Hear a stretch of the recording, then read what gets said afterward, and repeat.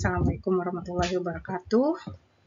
Baiklah, berikut akan saya sampaikan terkait dengan materi peran perawat dalam pendidikan dan promosi kesehatan. Baik, yang pertama kita akan bahas definisi dari perawat terlebih dahulu. Nah, untuk perawat sendiri berasal dari bahasa Latin, yaitu dari kata nutrix yang berarti merawat atau memelihara. Sedangkan yang kedua, menurut International Council of Nurse pada tahun 1965, bahwa perawat itu dikatakan adalah seseorang yang telah menyelesaikan program pendidikan keperawatan untuk memberikan pelayanan dan bertanggung jawab dalam peningkatan kesehatan, pencegahan penyakit, serta pelayanan terhadap pasien. Yang ketiga, bahwa perawat adalah seseorang yang berperan dalam merawat dan memelihara, membantu dan melindungi seseorang karena sakit, injuri atau kecelakaan, dan terjadinya proses penuaan.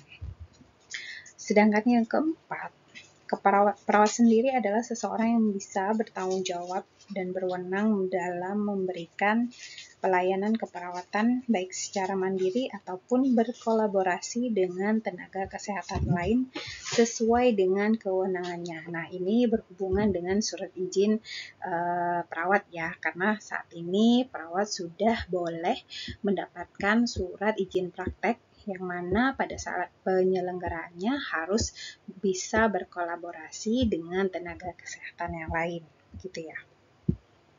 Yang kelima adalah seseorang yang telah lulus pendidikan perawat baik di dalam maupun di luar negeri sesuai dengan peraturan perundang-undangan.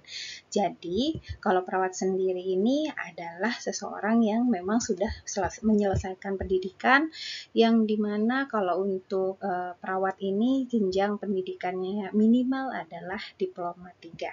Ada kalau di zaman dulu itu diploma 1 ya, namun saat ini kalau masih belum diploma 3, dia biasanya masih disebutnya asisten perawat, yang biasa teman-teman mungkin kenal sebagai asper, asisten perawat begitu. Di rumah sakit saat ini sudah banyak gitu. Tapi yang dinyatakan perawat dia sudah selesai pendidikannya minimal D3 begitu. Dan wewenang-wewenangnya sudah tertulis di dalam undang-undang apa saja yang boleh dilakukan dan apa yang tidak boleh dilakukan gitu. Yang keenam, yaitu seseorang yang memiliki kemampuan, kewenangan melakukan tindakan keperawatan berdasarkan ilmu yang dimilikinya yang diperoleh melalui pendidikan keperawatan. Jadi, memang pada saat proses pembelajaran perawat ini kan banyak sekali mendapatkan materi-materi, pengalaman-pengalaman praktik, dan lain sebagainya. Sehingga pada saat sudah mendapatkan gelar sebagai seorang perawat, dia sudah mampu untuk memberikan tindakan-tindakan keperawatan sesuai dengan kewenangan yang sudah ditentukan. Gitu. Nah, peran tadi kan judulnya adalah peran perawat dalam promosi kesehatan. Tadi definisi perawatnya sudah. Kita lanjut ke definisi peran sendiri, yang mana peran ini adalah sebuah tingkah laku yang diharapkan oleh orang lain terhadap seseorang sesuai dengan kedudukan dalam sistem yang dipengaruhi oleh keadaan sosial yang baik dari profesi yang bersifat konstan. Nah, sedangkan kalau peran dari aspek dinamis atau kedudukan, yaitu status, biasanya di situ mendefinisikan apabila seseorang melaksanakan hak dan kewajibannya sesuai dengan kedudukannya, maka dia menjalankan suatu peran. Salah satu contohnya adalah kalau kita memang sudah lulus sebagai seorang perawat, terus kita mau melakukan tindakan-tindakan keperawatan, itu termasuk daripada hak dan kewajiban kita untuk melakukan suatu tindakan sesuai dengan wewenang yang sudah ada gitu. Itu namanya peran kita sebagai seorang perawat. Nah, ini ada beberapa peran-peran perawat dalam pendidikan dan promosi kesehatan di berbagai situasi dan kondisi. Yang pertama kita akan bahas di tatanan sarana kesehatan. Jadi peran perawat untuk melakukan promosi kesehatan di sarana kesehatan adalah sebagai seorang pendidik dan penyuluh kesehatan serta pelaksana konseling keperawatan kepada individu, keluarga, kelompok, dan masyarakat yang merupakan bagian dari ruang lingkup promosi kesehatan. Jadi, kalau fungsi perawat di tatanan sarana kesehatan adalah memberikan pendidikan kesehatan dan penyuluhan. Jadi, kuncinya adalah pendidikan kesehatan dan penyuluhan. Itu adalah peran perawat dalam sarana kesehatan. Yang kedua, peran perawat dalam memberikan pendidikan dan promosi kesehatan di tatanan institusi pendidikan. Nah, ini contohnya adalah seorang dosen keperawatan ya. Biasanya kalau melakukan kegiatan pengabdian ke masyarakat, terus memberikan penyuluhan-penyuluhan kesehatan, terus melakukan kegiatan-kegiatan bakti sosial, itu termasuk daripada peran seorang perawat di dalam tatanan institusi pendidikan. Nah, salah satu contohnya adalah pada saat dosen memberikan tugas kepada mahasiswa untuk melakukan Penkes atau memberikan Penkes atau melakukan penyuluhan di rumah sakit, di masyarakat, di komunitas, di puskesmas, dan lain sebagainya, itu termasuk salah satu peran seorang perawat sebagai dosen keperawatan di tatanan institusi pendidikan. Gitu.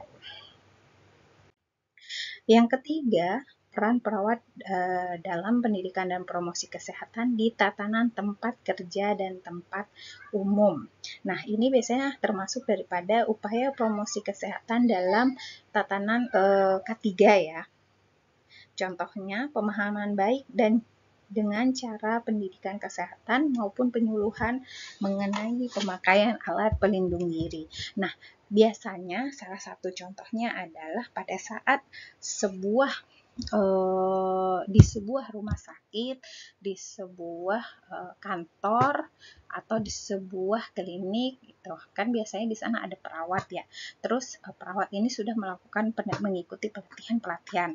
Biasanya dia akan kembali mensosialisasikan kepada seluruh nakes maupun non-nakes yang ada di rumah sakit ataupun fasilitas tersebut tentang hal-hal yang berhubungan dengan kesehatan. Salah satu contohnya adalah pemakaian alat pelindung diri atau cara mencuci tangan yang baik dan benar. Itu termasuk salah satu peran perawat dalam memberikan pendidikan dan promosi kesehatan di tatanan tempat kerja. Yang kedua adalah biasanya kalau ada yang membangun gedung besar, terus di sana biasanya kan ada orang-orang K3 gitu ya. Terus kadang-kadang malah ada orang tenaga kesehatannya gitu ya. Nanti di sana memberikan sosialisasi terkait dengan penggunaan alat pelindung diri, penggunaan alat-alat APAR dan lain sebagainya. Itu termasuk salah satu contoh tercontoh di tatanan tempat kerja dan tempat umum. Cuman kalau perawat ini yang berhubungan dengan kesehatannya. Kalau APAR kan biasanya dilakukan oleh pemadam kebakaran ataupun yang lain gitu. Jadi perawat lebih ke kesehatan, cara mencuci tangan, terus cara menggunakan APD, apalagi kalau yang dibangun itu adalah rumah sakit dan rumah sakitnya memiliki tempat pembuangan jarum suntik, itu termasuk salah satu tugas perawat sebagai sebagai karyawan di tempat kerjanya tersebut. Nah, ada lagi peran perawat di tatanan organisasi kemasyarakatan atau organisasi profesi. Tentu saja pada saat kita ataupun teman-teman nanti setelah lulus program pendidikan keperawatan sudah pasti akan ikut bergabung dengan organisasi keperawatan. kita sudah salah satu contohnya adalah dengan PPNI.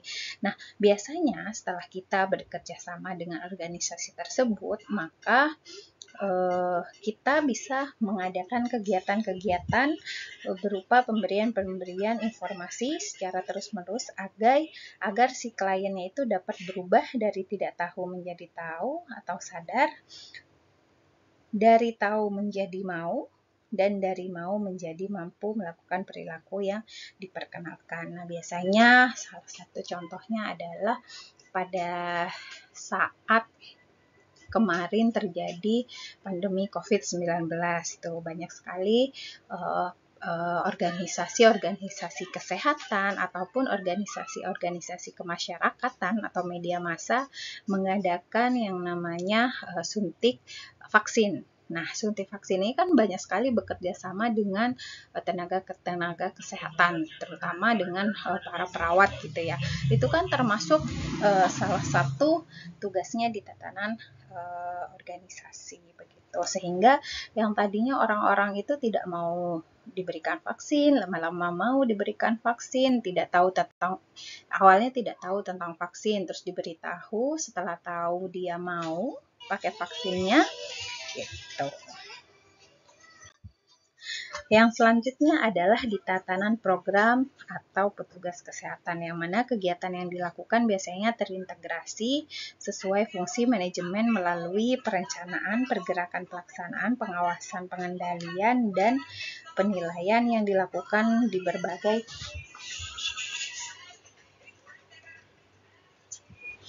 berbagai tingkat administrasi, baik di pusat, provinsi, maupun kabupaten atau kota. Begitu. Jadi memang ini sudah ada programnya, sudah direncanakan gitu, dan sudah tahu akan seperti apa, dilaluinya bagaimana cara melakukannya, terus nanti targetnya seperti apa, itu sudah ada di dalam perencanaan gitu.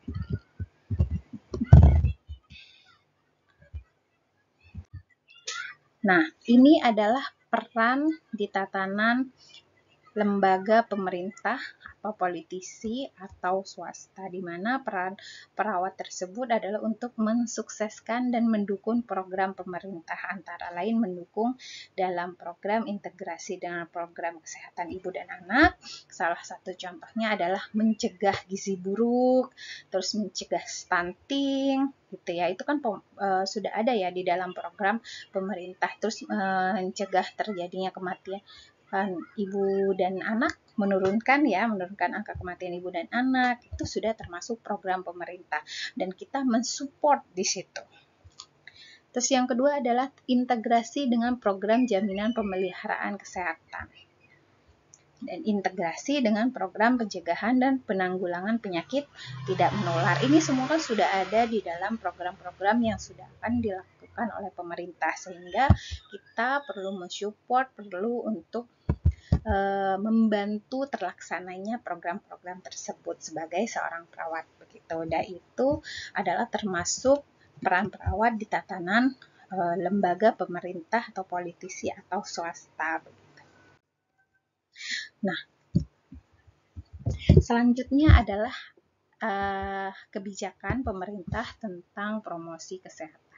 Yang pertama adalah promosi kesehatan diselenggarakan dalam rangka desentralisasi ke arah otonom daerah bidang kesehatan. Jadi memang ini difokuskan ke arah bidang kesehatan ya. Yang kedua adalah promosi kesehatan tidak berdiri sendiri, terpadu dengan program kesehatan sejak dari garis depan, mulai dari kabupaten atau kota, lanjut ke tingkat yang lebih tinggi, baru ke nasional, yang sehingga tercermin dalam koordinasi penyusunan anggaran, di mana biasanya kalau penyusunan anggaran itu kan dari yang kecil dulu, terus masuk ke atasnya lagi, baru ke pemerintah pusat begitu. Yang ketiga adalah promosi kesehatan harus berlandaskan paradigma sehat. Tentu saja ya, karena kan promosi kesehatan ini lebih fokusnya adalah untuk mencegah agar tidak sakit begitu, agar tidak tertular penyakit, agar tidak menularkan penyakit. Jadi mencegah lebih baik daripada mengobati, kan ada istilah seperti itu. Nah, yang keempat ini mohon maaf, kebetulan dari kanvanya ini ke bawah. Jadi ini abaikan saja yang poin nomor 4, kita lanjut ke poin nomor 5, yaitu strategi dasar dari promosi kesehatan adalah melalui advokasi. Ya, advokasi ini adalah kegiatan yang bertujuan untuk mempengaruhi keputusan biasanya ya di dalam kegiatan-kegiatan politik, sosial, dan ekonomi. Biasanya kalau untuk advokasi ini, mungkin teman-teman kalau yang kelas konversi dulu pada saat proses pendidikan D3 atau pendidikan yang sebelumnya pernah mengikuti keperawatan komunitas gitu. Di situ biasanya kita mengumpulkan masyarakat desa, terus dikumpulkan, dikasih tahu prioritas masalahnya apa, terus kita mempengaruhi agar mereka mau melakukan sesuatu agar prioritas masalah ini bisa terselesaikan gitu. Nanti suruh tanda tangan, terus nanti habis itu setelah MMD ya istilahnya ya. Jadi setelah dikumpulkan, setelah dikasih tahu, setelah sepakat mau melakukan apa, besok baru kita melakukan intervensi sesuai dengan yang sudah dirembukan atau pada saat musyawarah itu akan dilakukan begitu. Yang kedua adalah bina suasana, di mana bina suasana ini adalah suatu upaya yang biasanya dilakukan untuk menciptakan suasana lingkungan sosial yang mendorong individu ya ataupun kelompok masyarakat ya untuk mencegah penyakit dan meningkatkan kesehatan. Gitu. Jadi bina suasana itu tuh dan gerakan pemberdayaan. Tentu saja kalau gerakan pemberdayaan adalah memberdayakan individu, keluarga ataupun kelompok demi kesehatan bersama begitu. Yang biasanya harus mengandung kemitraan tentu saja ya. Kalau untuk strategi dasar ini kalau seandainya hanya dilakukan individu saja itu tidak ada faktor pendukung maka tidak akan berjalan secara maksimal begitu. Yang keenam adalah dinas kesehatan kabupaten atau kota. Biasanya ya kalau dilakukan dinas kesehatan dia akan berkoordinasi meningkatkan dan membina pemberdayaan masyarakat oleh puskesmas, rumah sakit, sarana kesehatan lain, yang mana bina suasana dan advokasi tingkatnya sudah ke tingkat kabupaten atau kota. Yang ketujuh adalah dinas kesehatan provinsi berkoordinasi sehingga nanti pada tingkat provinsi ini akan melakukan advokasi di tingkat provinsi, yang mana kalau advokasi tingkat provinsi ini dia sudah akan melibatkan gubernur, terus pokoknya bawah-bawahnya gubernur itu pasti akan masuk. Pokoknya semua pejabat-pejabat provinsi itu udah termasuk. Kalau tadi yang di tingkat kota, yang tingkat kota mungkin masih melibatkan wali kota. Kalau kita biasanya di keperawatan komunitas itu biasanya masih lingkupnya kecil ya, yang mana kita biasanya hanya melibatkan dari desa itu sudah besar kalau kita yang melakukan. Biasanya sih RT RW itu yang kita lakukan advokasi itu. Gitu. Tapi kalau sudah lingkupnya sudah ke atas, dia biasanya perangkat-perangkat yang sudah levelnya juga di atas. Karena kan tidak mungkin kita mau mengentaskan permasalahan yang ada di provinsi, tapi aparat-aparat yang terlibatnya adalah aparat-aparat kecamatan, aparat-aparat kota, sehingga dia tidak bisa melakukan intervensi kepada ya orang-orang yang ada di atasnya begitu. Sedangkan kalau orang atas mah tinggal bilang, "Yuk, selesaikan nih masalah ini nih sekarang masalah kita." gitu, ke bagian ke bawahnya. Kita harus selesaikan targetnya 2 bulan, targetnya berapa bulan. Itu kan seperti itu. Kan nggak mungkin kalau dari bawah bilang, "Pak, nanti targetnya 2 bulan ya, harus selesaikan." Nggak mungkin seperti itu begitu. Sehingga pada saat pelaksanaan advokasi disesuaikan dengan tingkatannya masing-masing begitu. Nah, yang kedelapan, pusat promosi kesehatan ini biasanya dikembangkan suatu kebijakan dari nasional, ada pedomannya ya, serta standarnya.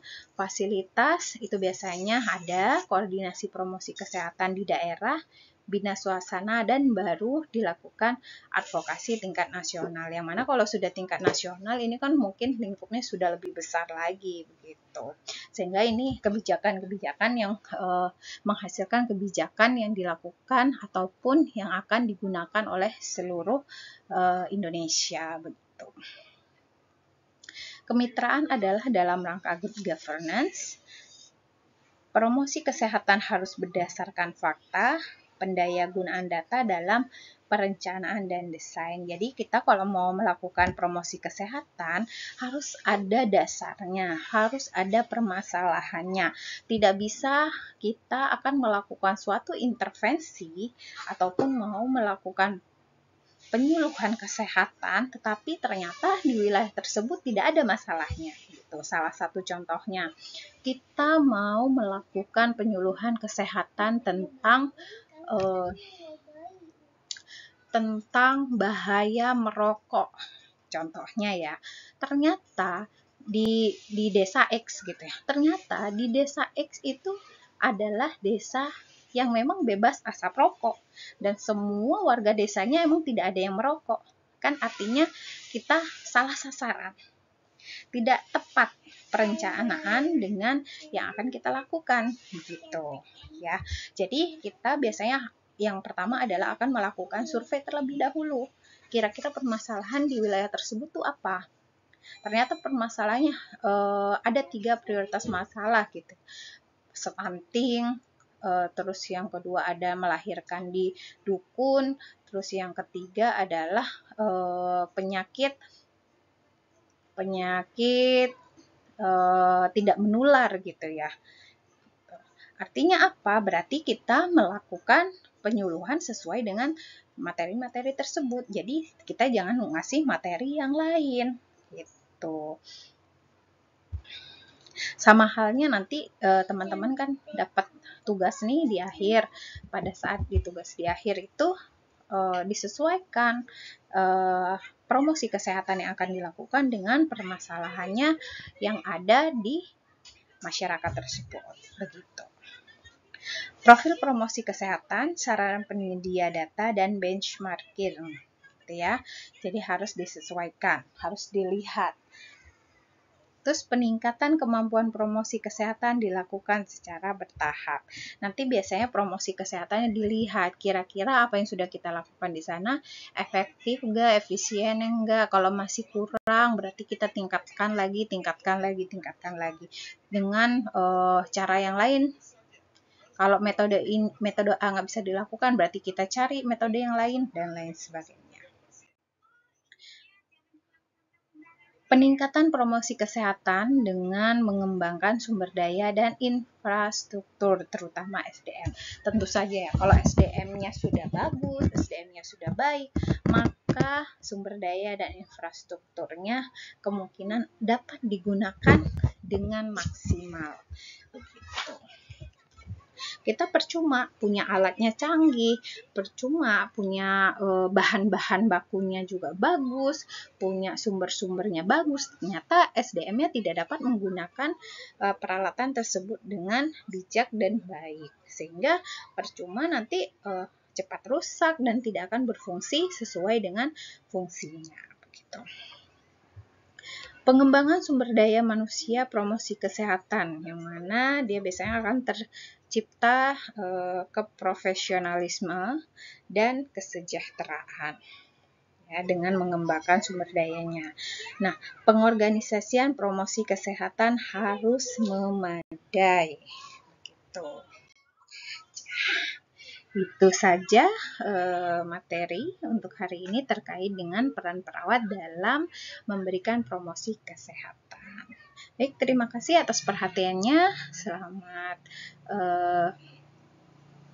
beraktivitas. Wassalamualaikum warahmatullahi wabarakatuh.